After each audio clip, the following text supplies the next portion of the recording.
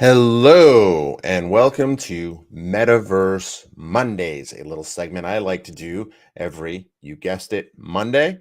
My name is Frank Lavinia, and you can catch me at the following URLs: Frank Digs Data on Twitter, franksworld.com, datadriven.tv, and impactquantum.com. No spaces in the URL. I need to fix that. Hopefully, you had a great weekend. Hopefully, you caught some of my streams over the last few days. As well as I did a LinkedIn audio event, which was pretty cool, which I like because it's far more interactive. But back to Metaverse Mondays. Let's see if I find the right graphic. There we go.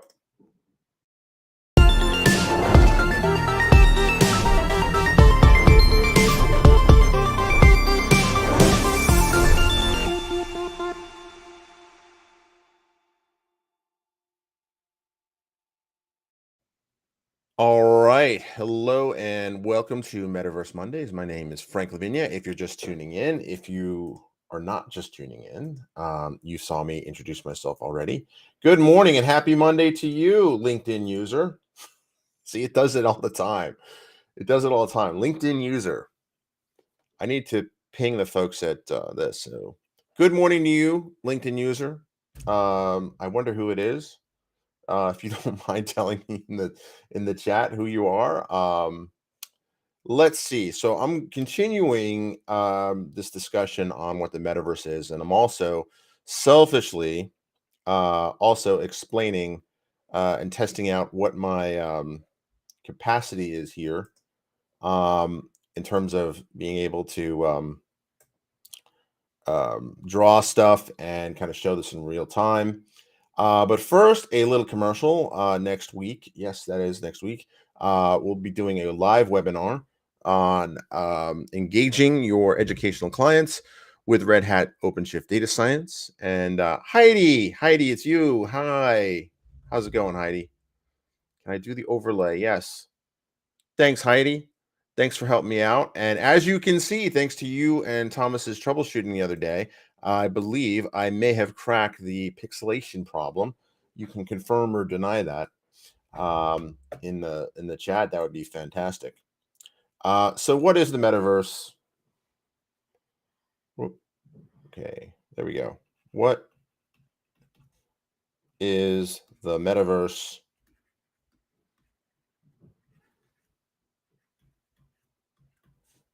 And why should I care? That's kind of the topic here. Care. Get to see my horrible writing. Teamwork. That's right. Teamwork makes the dream work. All right.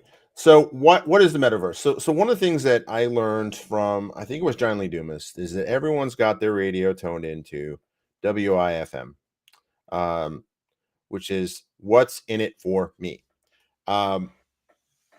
Which, with a lot of the hype around the metaverse, it's definitely in the hype cycle. If you look at the and this is gratuitous stylish pen usage because I want to make sure this works. So you see the hype cycle. You probably heard this before, right? First, it's, this is the axis of time,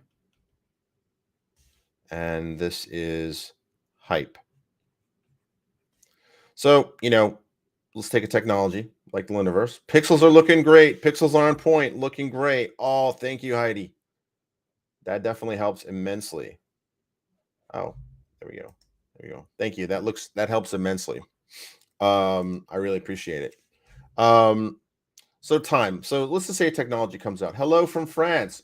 Is that a different LinkedIn user or bonjour? It's not quite enough time to say goodnight, but bonjour.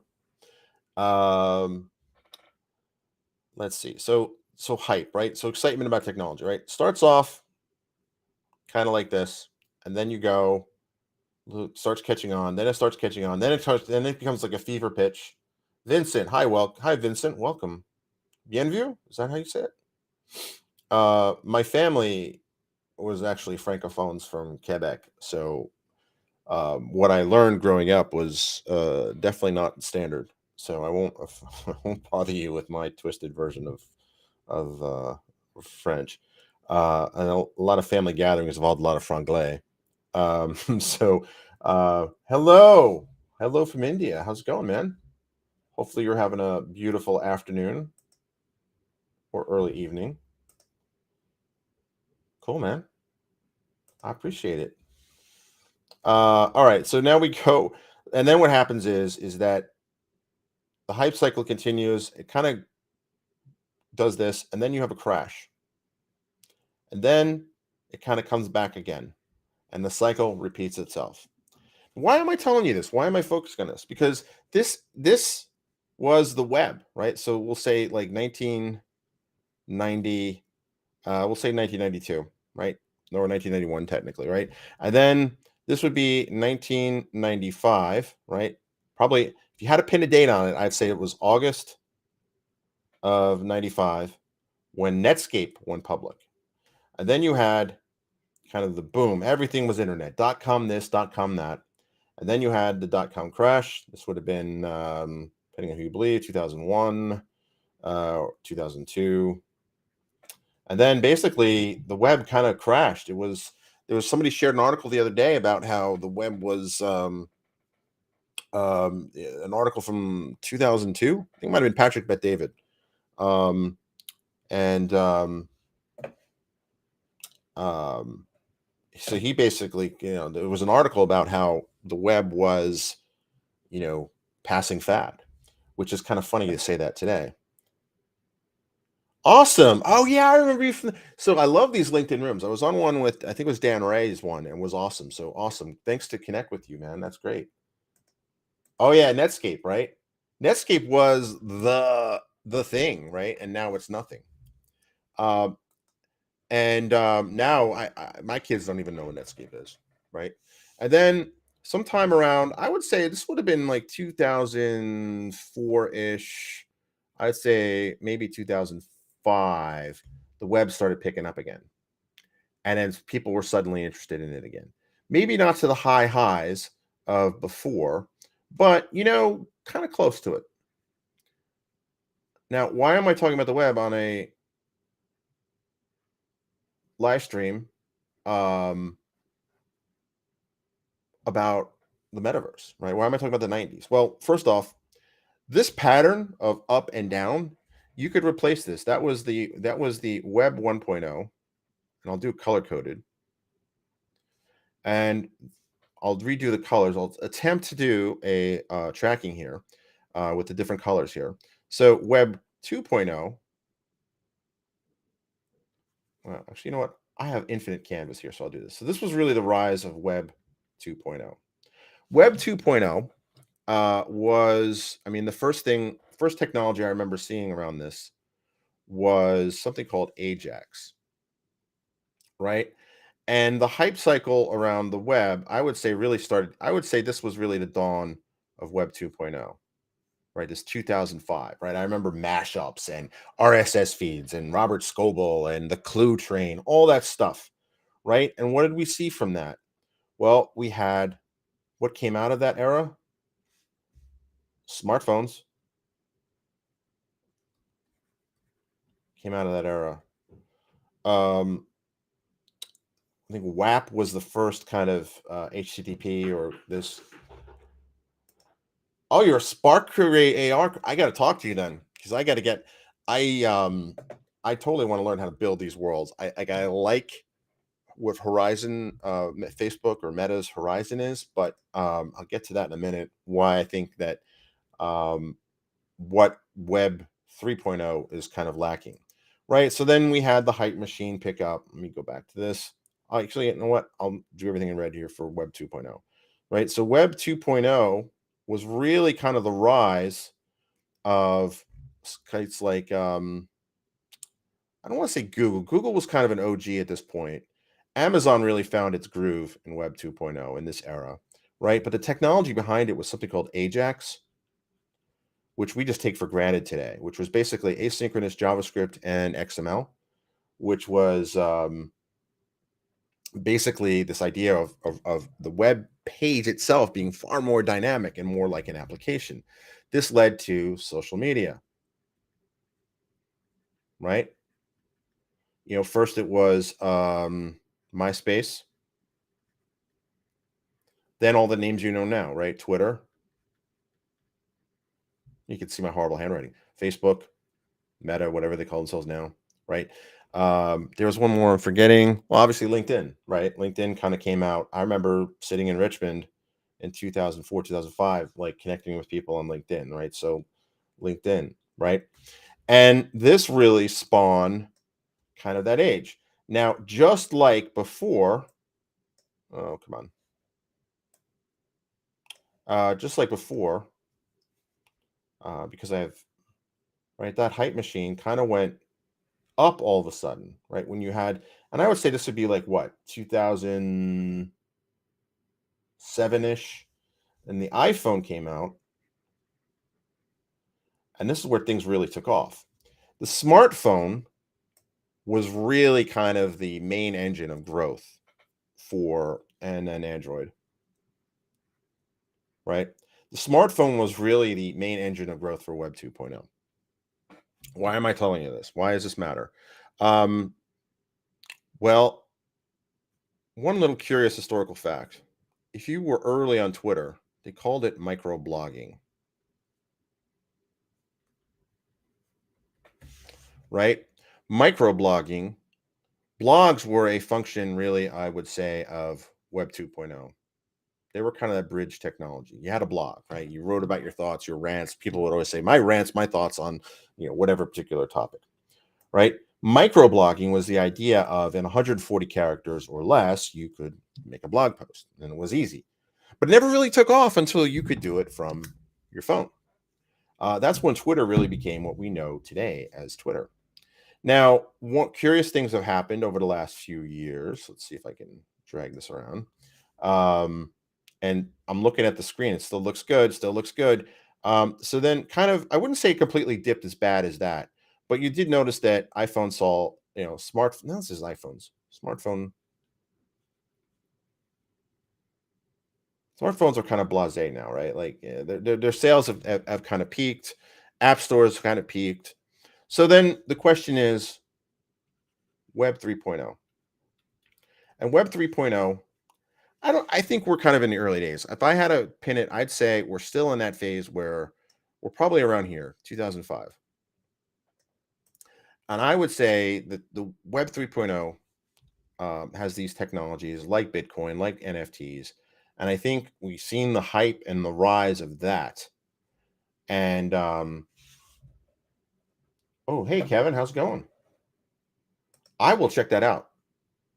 I will check that out. I will definitely check that out. Thank you.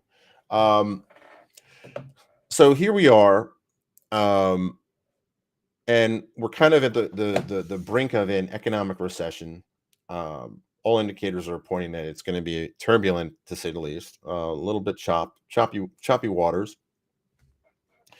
You have NFTs, crypto. I'm not down on crypto. I think crypto has a pretty good shelf life.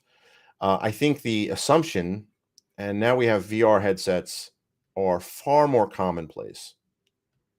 The iPhone moment for VR headsets is probably the Oculus Rift because for around $200 US, more or less, you can get a headset that's pretty functional. Um, a lot like the iPhone, right? The iPhone was still expensive at the time, but before this, I wanted to get into VR for a while, so I've had this kind of off and on love affair with VR going back to the '90s. Um, so and so for me I kind of like I want to get into this. I want to get into this. I was into Adobe Atmosphere, which is this cool 3D in space or whatever. But I think that what we're going to see here is we're going to see kind of for these Web 3.0 technologies, and it's not just about VR. The metaverse is not just about VR. I am probably one of the few people that believe that.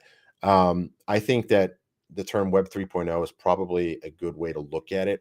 The metaverse is this idea that you would conduct all your commerce and transactions and live your life essentially in VR world.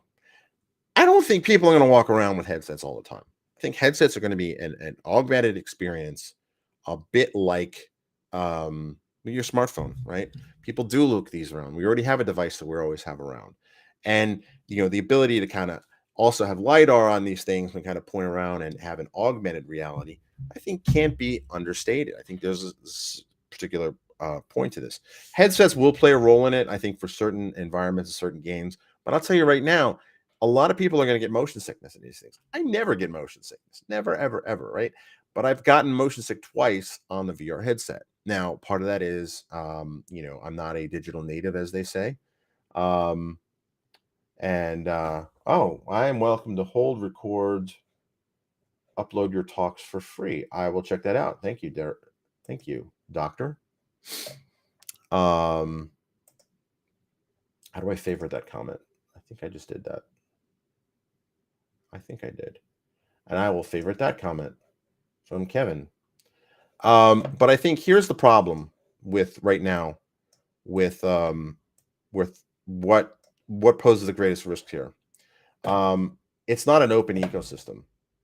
One of the things that made HTML so pervasive, and this article came out today, and it kind of crystallizes what I was also thinking. It's from the World Economic Forum. I know a lot of people don't agree with them, but it is interesting. The metaverse will define the next technological era characterized by more intuitive ways with technology to interact with technology. But I think that this is really the problem, the walled garden issue. The walled garden issue is what propelled the smartphone world, but it's not. I don't think the walled garden approach has. Oops, here we go. How do I do this? There we go. Paste this in here. Am I down here? Yeah, I'm just talking to myself because getting used to how I have the screens laid out. This is key. I 100% agree with this. Um, this works for smartphones. I don't think this is going to work for metaverse. What made the web to begin with were standards, HTML, right? JavaScript, right? You did see companies try to make JScript or kind of make these technologies proprietary. It all failed. Flash, Silverlight, all those technologies, they didn't have long legs. What makes HTML um, popular in spite of itself, JavaScript popular and widespread in spite of itself, is because it is in fact a standard, right? And that we take it for granted now, but and I know that there are still differences between different browsers, right? Whether it's Edge, Chrome, or Safari, they all more or less work. That you were able to smart web designers, I'm thinking like Amazon or Yahoo or kind of Google, they made sure that the experience was more or less the same across different browsers. um, because what really mattered was the standard. And as time has evolved, um, you know, IE is no longer supported. But as time went on, the browser vendors and the browser creators did work to at least make things a lot easier on developers to make things that you don't see that now in the VR space. Um, you don't see that, right? I've tried. There is a VR browser where you can go and there's these web XR, web VR type technologies. You don't see that. It is very much trying to take on this walled garden approach of the app stores, right? If you want to publish something, you do it in the Meta store, or I think Steam has their own VR store. I That walled garden approach is not going to. I mean, it'll work, but it's not going to scale, right? Because if I buy another VR headset or Google Cardboard, it's not going to work. It's not going to, so I, as a developer, now have to pick. This is what ultimately I think doomed Windows Phone, right? Because of the walled gardens, I had to pick. And you see a lot of folks are doing HTML, kind of Electron, all that technology kind of first. I think that I do agree here is that the biggest challenge to this growth space here is going to be that, right? I should be able to just, put on my headset and point to say Roblox, and then boom, I'm in a 3D environment. I mean, they already render everything in 3D. You can move your camera view around in game. It's just a matter of tracking that to whatever the motion sensors are on the headset. Um, but I can't. And the only way to do it is to plug into a PC. I don't see that as a permanent situation. I see this as an opportunity for these companies to kind of work together on a standard for VR to play. That's what I think. Let me know what you think in the comments.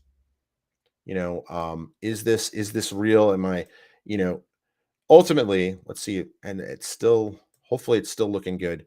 But I think what you're going to see here is this pattern of every so many years. So let me go back to this, right? You go through here, and this is probably, I would say 2020, we'll say. Um, Smartphones started like declining around 2018 in sales, not declining in terms of use, but the growth was not the same year over year.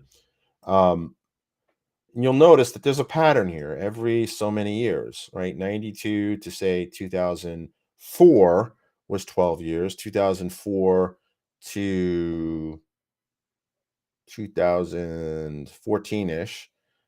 This is when I think smartphones really kind of took off, right? And there's different hype cycles and waves, right? And I think that right now we are in the middle of this early phase of it, of what is Web 3.0 really going to be. And there's a lot of goofball things that were from the .com days that just never made it out of it, and we tend to forget about them now. Pets.com, spending billions on marketing and all this like crazy stuff, the excesses of that.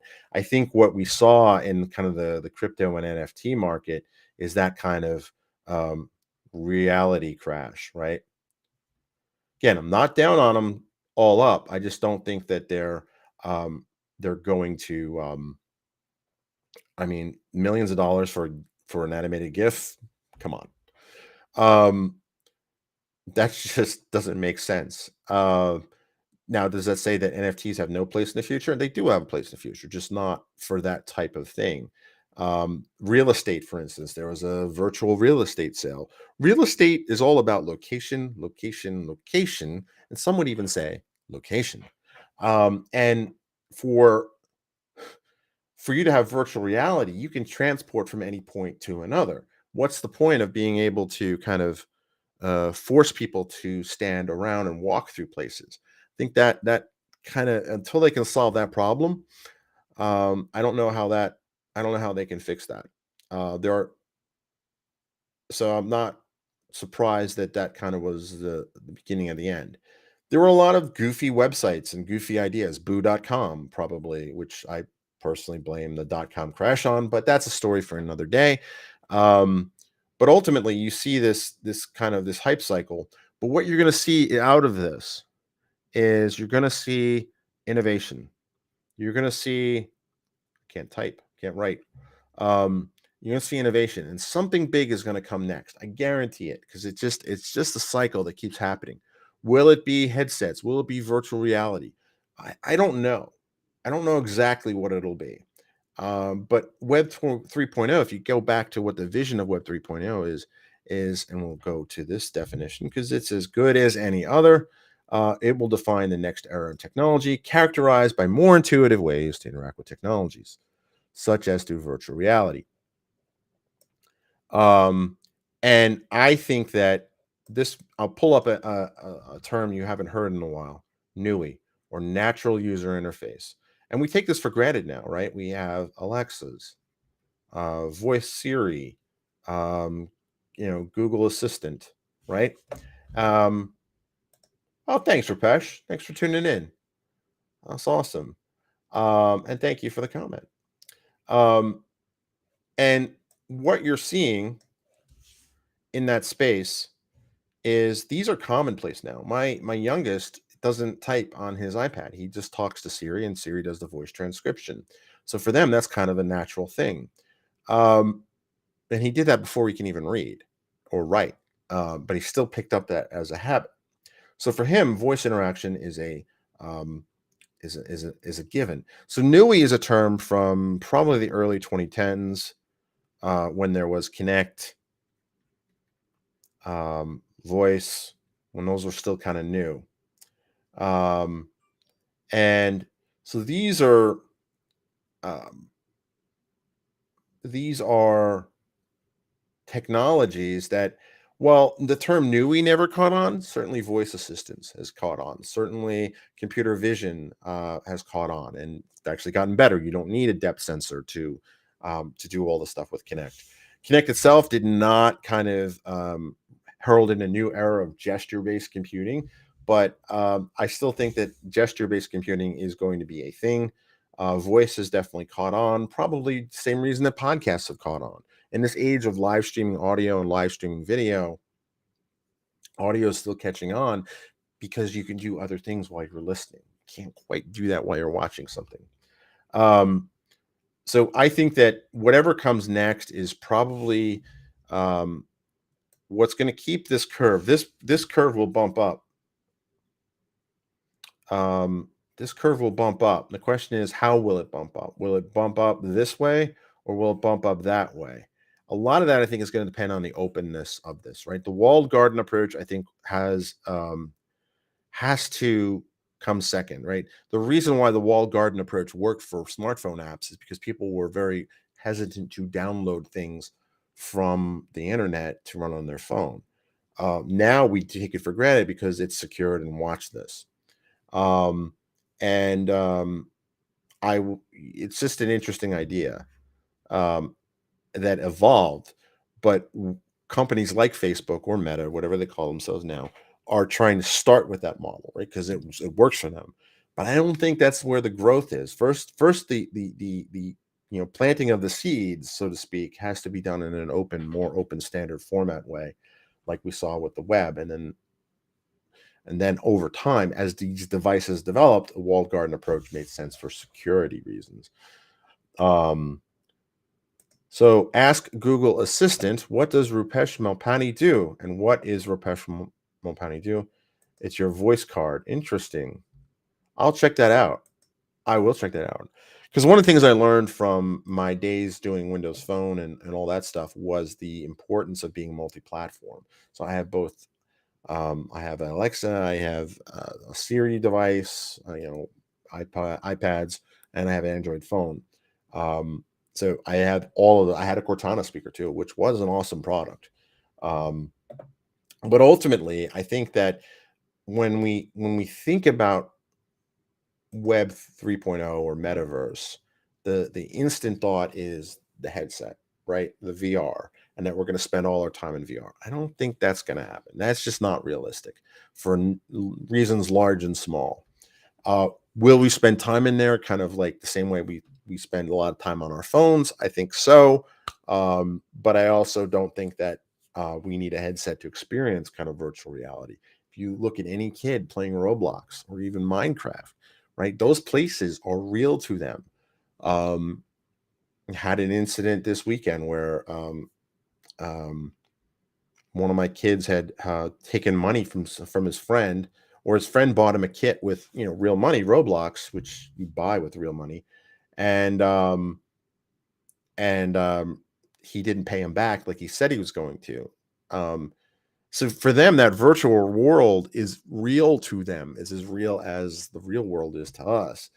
But the rules are different there, and I think they're trying to understand what does it mean to socialize. And kids, particularly that age, who have been on Zoom, virtual schooling for so long, have really lost a lot of those social skills. So one of the things I wanted to do was just we bought a gift card and sent it to the kid.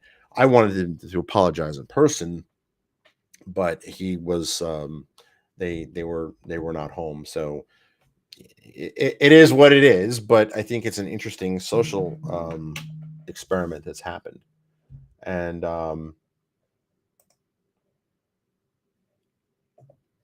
Rupesh, the awesome Rupesh from Malpani, I agree with you. Yeah, very few people will use VR too much and replace screen. Yeah. Yeah, I can see holograms being real because the problem with the headset on is that after a while, if you're doing anything active, you'll get sweaty, the screen fogs up. It's just not perfect. Now, if there were holograms, kind of you going through a space that you could kind of like be in real reality and kind of interact with. I see that is real. But I think that we overemphasize the need for VR headsets when people have played video games, and immersive worlds, Grand Theft Auto being kind of one of them. My understanding of the layout of Los Angeles is based largely on Los Santos, which is the game there. You know, and we can build holograms today. That's true, and I think not the surface, the Hololens. I think augmented reality. I think is probably the way forward. You know what I mean? And awesome pick. That's your company. That's Rupesh's company. They have some cool stuff going on at Pick. I will say that. But I think ultimately what you're going to see here is when you think metaverse, people will think VR. It's already here. Um, and nah, I don't understand. um, Real Avengers type holograms. Yes, I could see that. I could see that. I think that technology will come down in price and it'll be much more widespread, and then you'll see it real. But I mean, the whole idea of if you look here, the um, let's go back here. Where it says the metaverse will define the next technological era. We already interact on the internet, right? I went to inside a physical store for the first time in like a couple of weeks, like yesterday. um, because most of the shopping is online, or it's Instacart, or it's all these technologies. The metaverse is already here, right? It's just a question of how are we going to interact with it. We're going to interact with more natural ways, like through Alexa and Siri, or and Google Assistant, or are we going to, also have ways where there's gesture computing, computer vision, and that sort of thing? That's what I think it is. Really? You had an Avengers style hologram in your room for less than $3,000? Oh, dude, you gotta tell me about that. You have to tell me about that. Well, I've been going on for a little over half an hour. I want to thank you all for commenting, and Kevin and Heidi and Vincent and Lakshit, and Rupesh, of course, always a regular. Um, and definitely want to know more about this. Not polished. The hologram video call. Interesting. Interesting. Oh man, that sounds cool. Yeah, I can see that being. Don't go. It's always a good stream when people don't want you to leave, right? What episode number is this? This is really, I think, the second or third time I've done an official Metaverse Monday, and I probably should start numbering them. But let me know in the comments if you want the notes to be available, because I think that'd be cool. When I was at the MTC, the Microsoft Technology Center, we used to do these like all day type sessions, and we would basically send the folks our presentation decks, as well as this as a PDF or a SVG file, and it helped people kind of go back through the day. Let me know if you think that's a good idea. I thought it was a great idea in the context of the MTC. I think it could be a good idea, but let me know if you want this to be. I can export this, and oh, for sure, Rupesh. Let's do a metaverse call for forever. Yeah. So one of my goals for this summer is to be far more disciplined and schedule my. Okay, I will share this. I will share this out. Is to be more disciplined and schedule on this. So as you see, I have a number of shows that I'm doing now. There's Fedora Friday, there's Metaverse Monday, and that. Uh, oh, Vincent, yes, I owe you a call. Yeah, so no, I'm not. I'm in DC now. I owe you a call, Vincent. Yeah, he was cool, man. Definitely, you got some good stuff going on. Definitely want to get you on a live stream and/or podcast. Sometimes these get converted to podcasts, sometimes not. But yeah, I'll definitely hit you up on LinkedIn. I have not forgotten you. COVID ran through the house last week, so it was kind of crazy.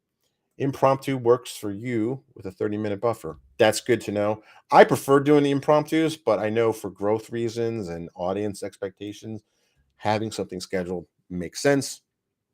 That's something that Lauren taught me when I was in New York, actually. Lauren organized the event where I met your employee. So thanks for joining. I really appreciate it, and look forward to doing more of these. And thanks for commenting. I really like it. It makes it much more interactive, much more fun. And you know, definitely hit me up on DM. And thanks, and have a great day or evening, depending on what time it is on your planet. Oh, you got COVID too? Oops.